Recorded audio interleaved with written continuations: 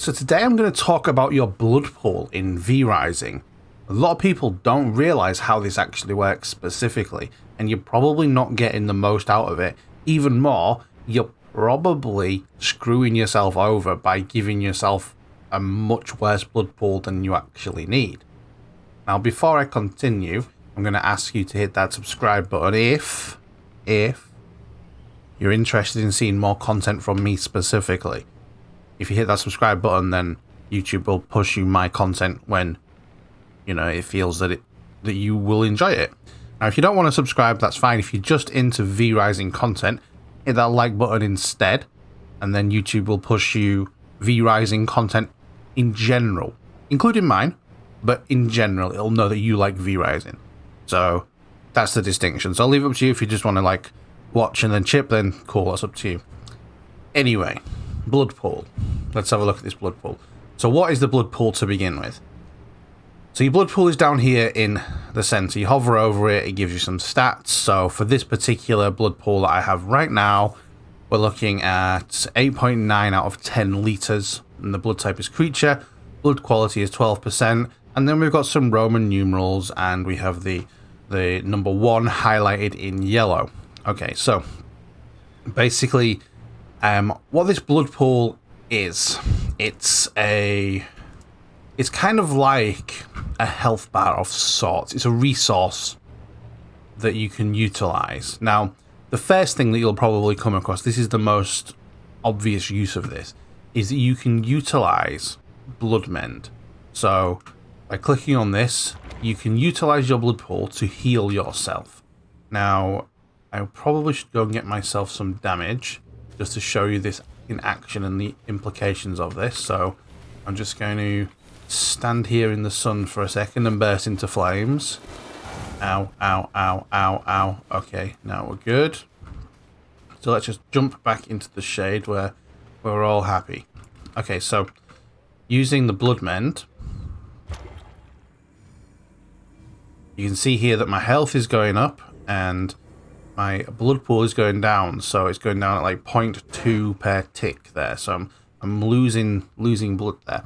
Now, I'd probably go as far as to say that you shouldn't really be using the blood mend unless it's absolutely urgent, because this is kind of important. This is very difficult to refill.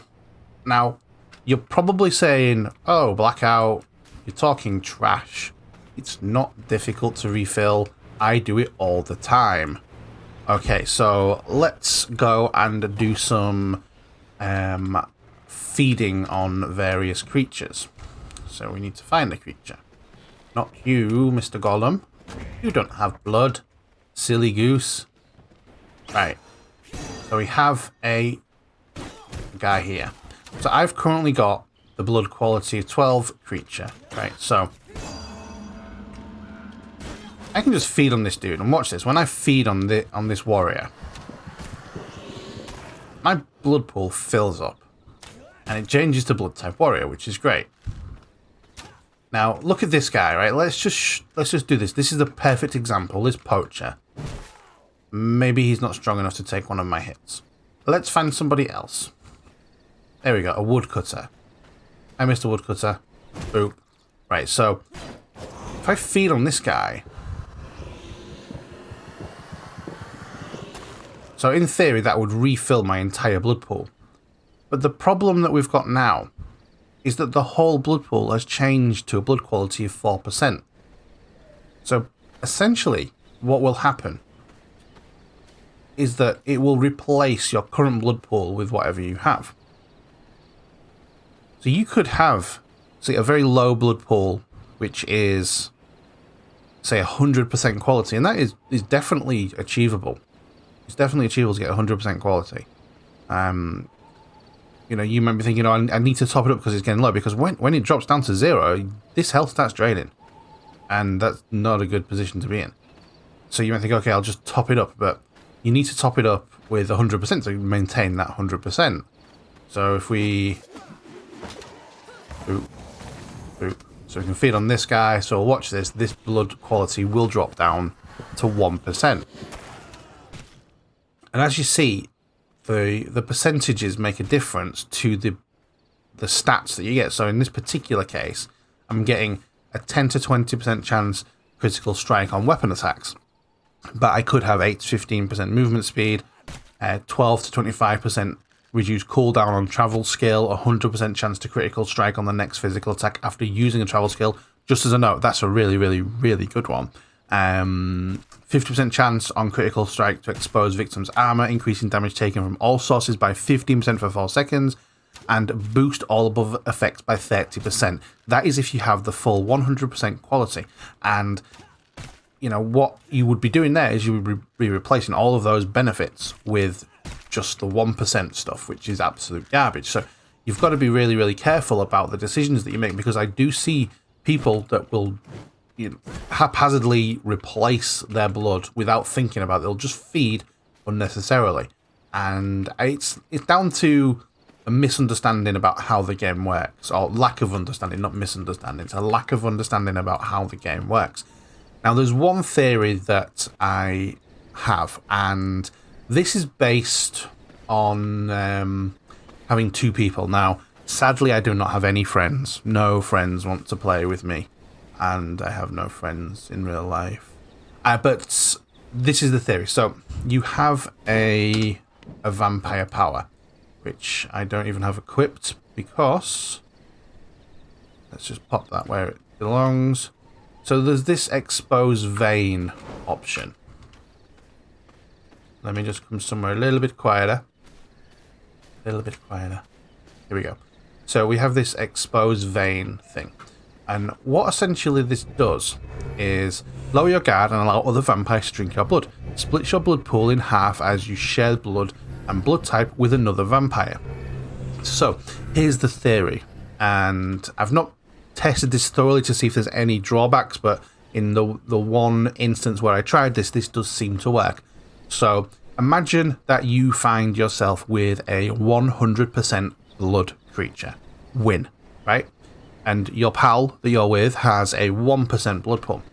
So what you could do is that as soon as you get that full blood pool, you could then expose the vein to your teammate, and they would then be able to obtain that blood pool. But what I would say first of all is that if they filled their blood up full to 100% on any quality blood, like 1% quality blood, then that would change their blood pool to 100%, right? So that way you could alternate. So whoever's on the lowest, they could then feed on the higher, on anything to fill their blood pool up to 100%, share your blood, and then they will get 100%, and just back and forth.